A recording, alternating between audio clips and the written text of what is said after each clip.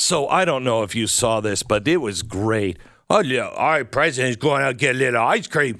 We don't want a little cone. Who wants a cone? Mr. President does. So, what flavor did he have? I'm interested in that. They cover it every time he eats ice cream. What flavor did he have? I didn't see it. A reporter, believe it or not, in Portland, Oregon, while he was at a Baskin Robbins, asked... This guy eats more ice cream than any other human. And that's the only thing I like about him. Yeah, he likes ice cream. That's the only thing I have in common with Joe Biden. Yeah. So anyway, he was asked, are you concerned at all about the strength of the dollar in the midst of rising inflation? Here he is, his answer. Our economy is strong as hell. The internals are. Inflation is worldwide. It's worse off everywhere else than it is in the United States.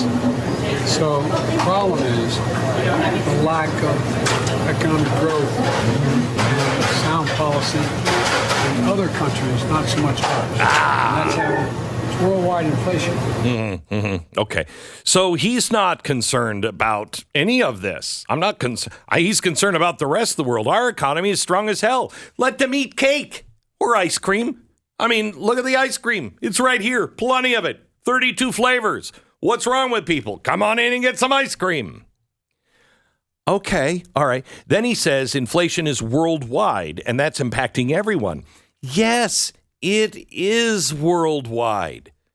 The question is, why? Probably because, why?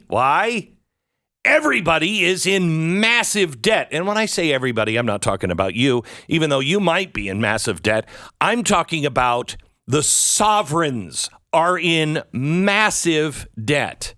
Massive debt. Like the kind of debt, no way out. That kind of debt. Yeah, everyone else is doing terribly because they all imitated the Biden policies and the Biden approach to the past couple of years. Right. And not only the Biden policies, but they also mirrored the Obama policies of let's bail everybody out. How did we win in previous examples of this? We went the other way. Yes. When everyone was trying socialism and communism, we said no capitalism. Yes. Right? Yes. We've won over and over again because we did the opposite of what all these other terrible governments wanted to do across the globe. This time we did the same thing. Yeah. How is it working out? It's working out really well, or not. Let me just show you. Okay, so he's eating ice cream. He doesn't have time to talk about the dollar and the relation to the dollar with inflation because that'd just get messy.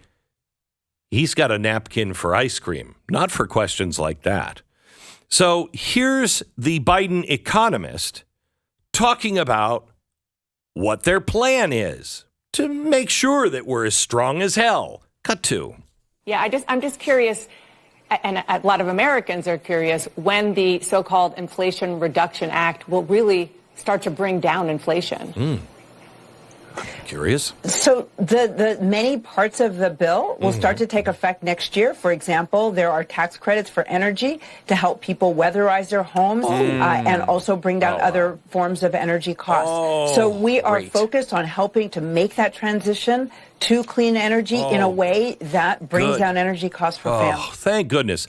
So next year, if you want to spend money weatherizing your house, you'll get a tax break. Now, if you don't have money to spend the money, well, then you can't earn the money. But we all know it takes money to make money, right? So come on, people, work with me here. You got some weather stripping coming. But also, let's not forget the coffee makers. Cut 9.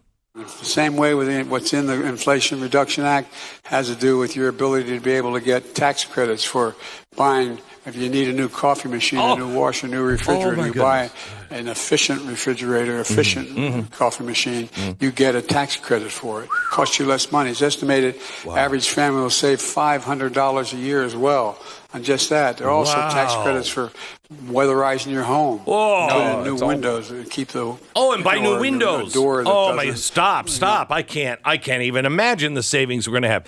If we bought a new washer and dryer, a coffee machine, and a refrigerator, and they were the right kinds, The average family can save $500.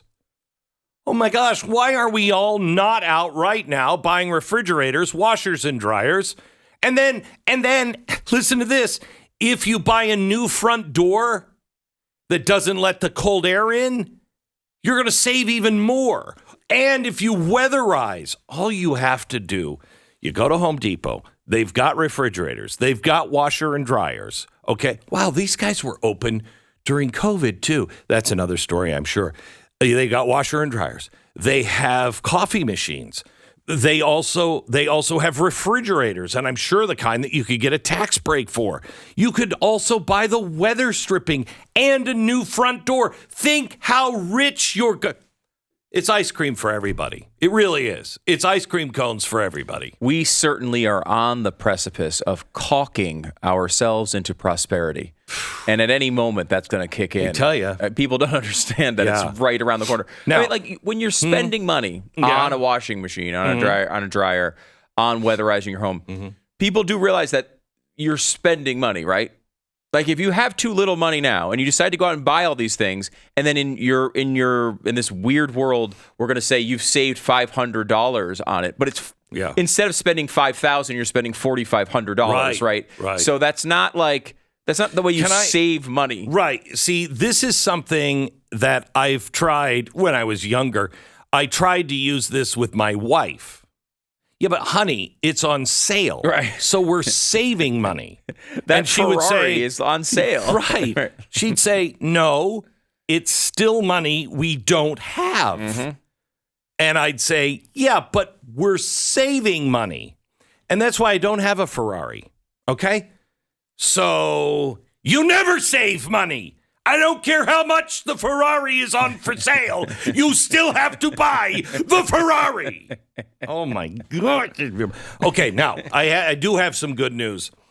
We're not talking just weather stripping, okay? I am so glad to hear this. President Joe Biden has signed Congress Consolidated Appropriations Act 2022. He signed it into law, and that has provided funding for a 5-year research plan to be coordinated by the White House Office of Science and Technology Policy. Now, I believe this is the same guy that was just sanctioned, or the same woman that was just sanctioned by the National Academy of Science for lying, but don't worry about it.